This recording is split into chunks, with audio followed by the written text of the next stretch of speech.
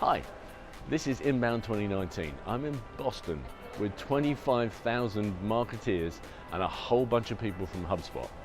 We've had an amazing few days. We've been networking, we've been getting educated, we've been meeting folks and learning more and more about HubSpot and everything that it has to offer. Let's take you on a very fast whirlwind tour of some of the things that we've got up to. You really need to mark it in your calendar for next year and come join us.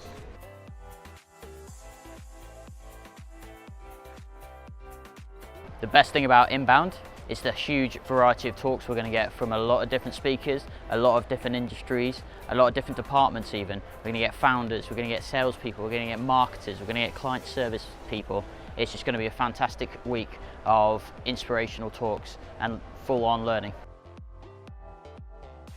Hi, I'm Mike Davis. I'm one of the content marketing managers at the B2B Marketing Lab, and I've just been asked, how can you keep people's attention and keep them engaged in B2B content? I think there's a perception in B2B content that because it's B2B, it's usually dry and dull, where I think, particularly for myself coming from a journalism background, you've still got to find the people angle to it. B2B is based on people. So it's kind of figuring out what their problems are, how you can help them solve those problems. Keeping your content short and snappy and interesting. Just because it's B2B, don't use jargon. People don't get it, people don't like it.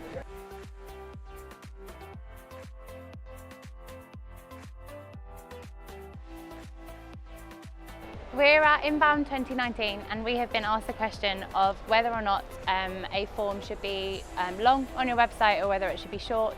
The shorter the form, the better, I would always say, because you don't want to give people too much information to fill out immediately. But obviously there are a number of factors that will kind of influence how long the form should be. Obviously what the form is gating. So if it's a top of the funnel piece of content, like a top tips ebook or something, then asking just first name, last name, email address, is fine. You probably want to ask for company name as well, just so that you can judge how valid that lead is. And there may be also some other data that you want to know, like job function or job title, so that you can immediately assess whether or not that's a good lead or a bad lead.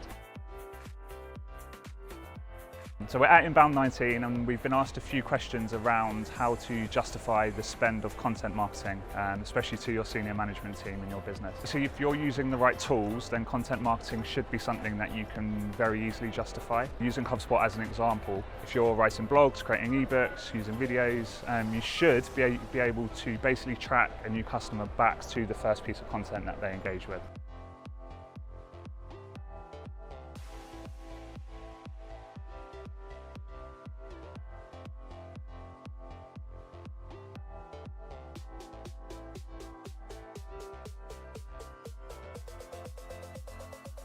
I'm Zach Basner, the Director of Inbound Training and Video Strategy at Impact. So the best way to get started with video is to first go to your sales team. Ask the sales team, what are the major questions or things you're dealing with on the first sales appointment? What are those top things that you hear every single time on your first sales appointment? And could we address them with a video before that first appointment? And if we did, what would be the major result? Well, obviously the result would be that you'd have a shorter first appointment, that they would trust you more because they had seen you beforehand, and you're going to have a really quality piece of video content to go on the website as well. It's really the best place to get started with video, not marketing, but with sales. So if you got no equipment, you're just getting started with a video, you're trying to figure out, what do I really buy? What do I need to be successful? Don't break the bank, because you don't need expensive equipment just to make a quality video for sales or marketing or even for your website. In fact, one of the easiest ways to get started with video is to just use your webcam. You can make very easy one-to-one videos, connect with your prospects on a deep level in that way. But if you're looking at equipment, you're figuring, what do I need to spend? What should I get? Buy used equipment. Buy something on eBay or Craigslist. Just something to get started that will shoot anything in 1080. It doesn't have to be high definition 4K footage, anything like that. Use a cheap mic setup, and then as you create more content, then upgrade your stuff.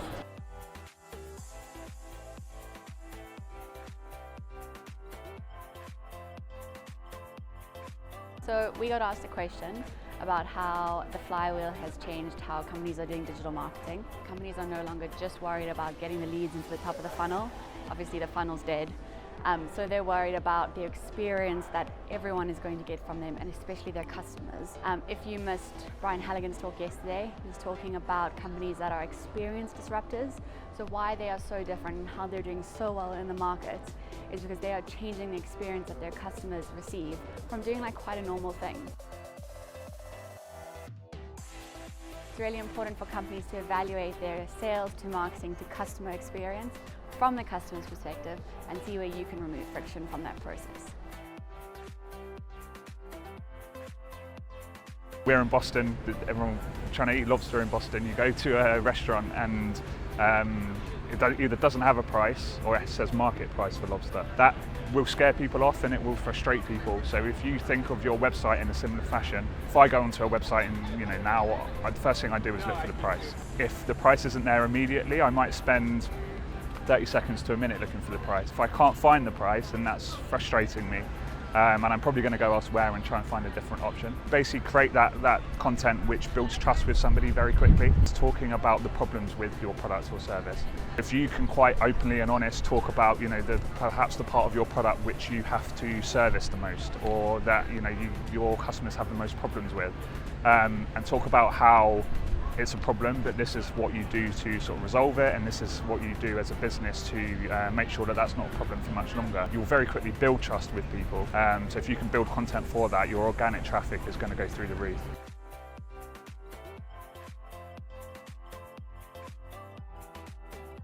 Hey, I'm Karina Duffy. I'm the HubSpot specialist at Impact. The most important piece of getting started with HubSpot that I have found as I've trained a bunch of clients across a bunch of different industries and skill levels, knowledge levels, is knowing and understanding how HubSpot works at a fundamental level. If you can understand how your data is collected and stored and managed in HubSpot, even if you're not technical, you're just a marketer, a content creator, whatever it is that you do, you can wrap your head around how HubSpot's data is managed.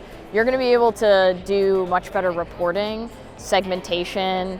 You're going to be able to use all of the different tools better because you're going to have that understanding of how everything works. You're going to be able to create better workflows, better chat flows. It all comes together when you understand how the database works.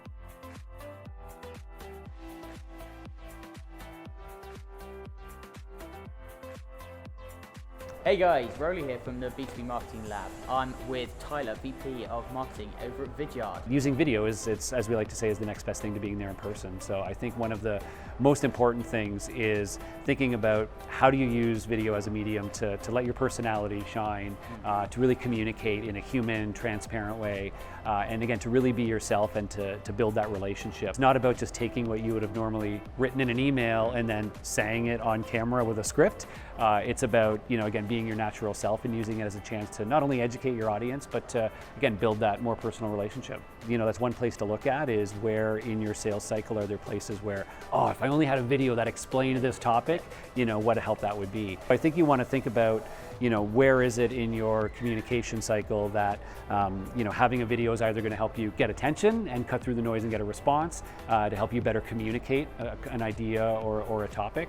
We even see sales reps using it when sending out, if you're sending a proposal, doing a screen capture where you bring up the proposal and you actually speak and talk through it so you can explain it. So there's lots of different ways in which you can use it. I think you just got to get creative.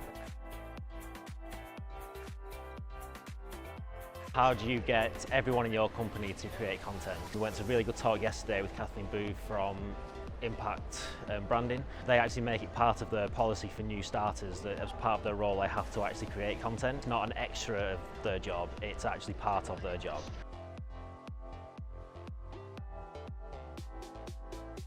So obviously HubSpot have launched a bunch of brand new exciting things today. Two of the ones that I'm really excited about are one's workflows and one's adaptive page testing.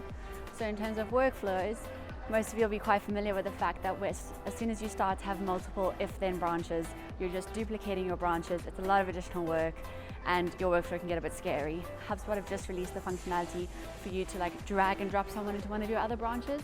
So it kills all that duplication of work and makes workflows a lot easier. The other update that's really cool is adaptive page testing. So it's only going to be in the Marketing Hub Enterprise, but what you'll be able to do is create up to 5 landing pages and then the machine will take over and show the right landing page to the right person. It's really going to help lead conversion, and some of the customers who've already been trialing it have seen a 10 times increase in their conversion rates. I'm Ryan, I work at SEMrush. One thing, probably the main takeaway, is literally the networking experience here. We got like 25,000 people here. We meet all kinds of cool people from all different kinds of walks of life who are all about, digital marketing. It's a great experience. It's like kind of like a casino for networking.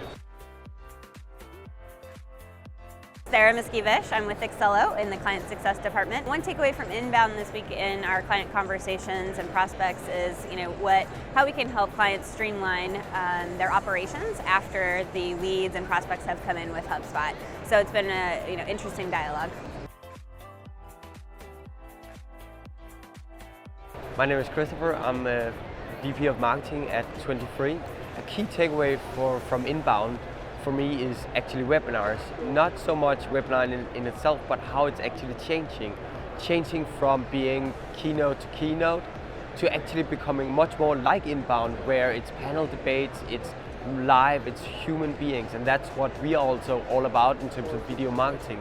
It's meeting real human beings, having that interaction. Dean here. I'm here with Luke Summerfield. He heads up the CMS team at HubSpot, and we were just chatting about some of the key takeaways and what stuck out for us. And we thought, why not flip on the camera and update you guys on some of the latest product updates. We're trying to create now two distinct experiences. One for the marketers, the content creators, making something that's really easy, very visual for them to work in CMS. And on the whole other end, we have the developer experience, where it's pure code working locally. And so our teams have been really hard at work. We got over 80 people full-time on the product team just building on the CMS. We're working our butts off.